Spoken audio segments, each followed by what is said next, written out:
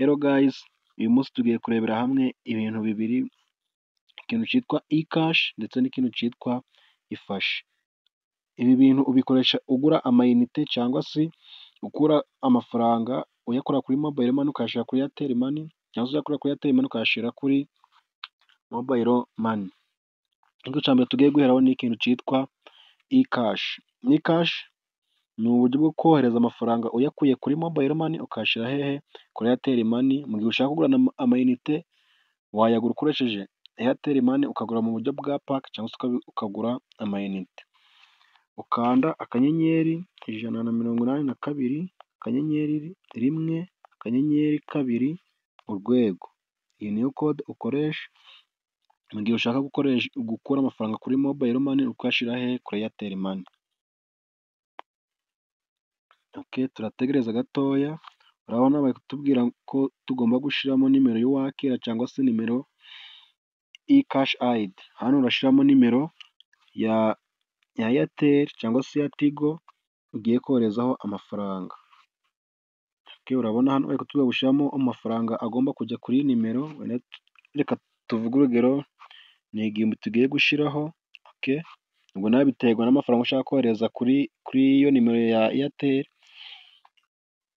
ubundi wohereze. Urabona aha ngaha batubwiye gushyiramo, baduhaye amazina na nimero by'uwakira, noneho ikiguzi cyabyo ni amafaranga 20. Ni ikiguzi kitari hejuru cyane nk'ibisanzwe n'ubundi kohereza amafaranga. Urabona hano bari kutubwira gushyiramo umubare w'ibanga. Aha ngaha nidushyiramo umubare w'ibanga ngo amafaranga ahita ava kuri mobile money ajye hehe? Kuri Airtel money. Nabasha kuhagera urahita ugura pake se, mu gihe ushaka kugura pake naho kugura amayinite bisanzwe.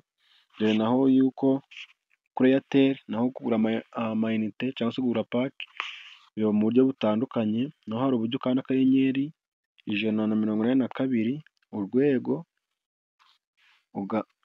ugahitamo. Urabona hano tugiye guhitamo hehe? Kuri Airtel, ntabwo turahitamo kuri MTN.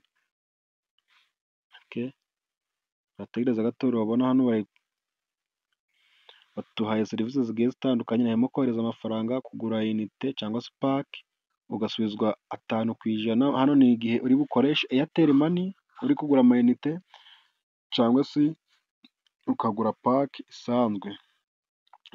Usaba kubikuza, kwishyura n'ibindi byinshi bigiye bitandukanye. Izi ni serivisi nazo ziba hehe? Kuri Airtel money.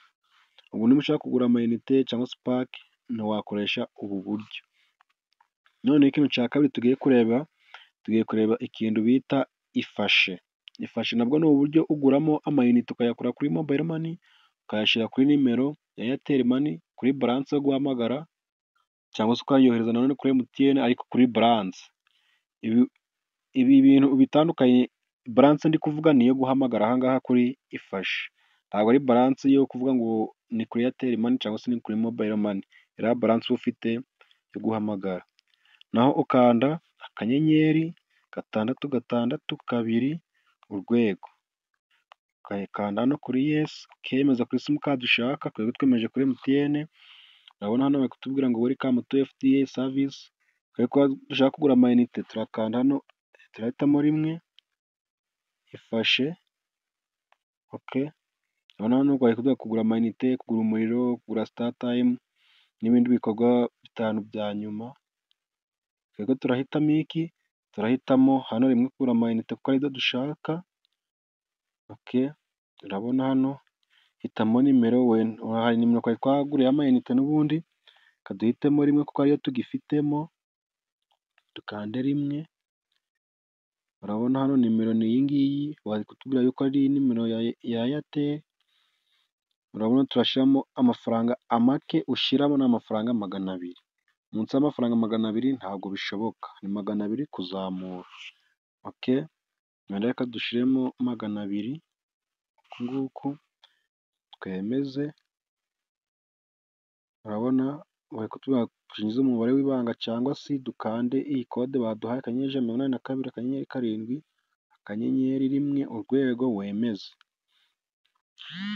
Urabona noneho hano bahise baduha translation tugomba gukora. Hano niduhitamo rimwe, tuhita twemera turaba twahisemo kugura amayinite ya 200 cyangwa se 2, nanone ni taransifusheni twari tutarangije bwa mbere, reka duhitemo 2 kugira ngo tugure iyi ngiyi ya 2.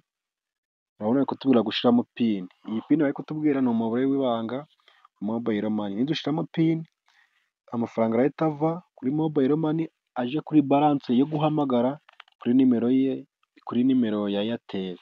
Nawe aha ngaha nimba uhageze urashyiramo pini muri telefone yawe kugira ngo ukure amafaranga kuri mobayiro mani uhite uyagura amayinite kuri Eyateri. No mu gihe wakoresheje Eyateri arava kuri Eyateri mani uyashyire kuri nimero ya MTN.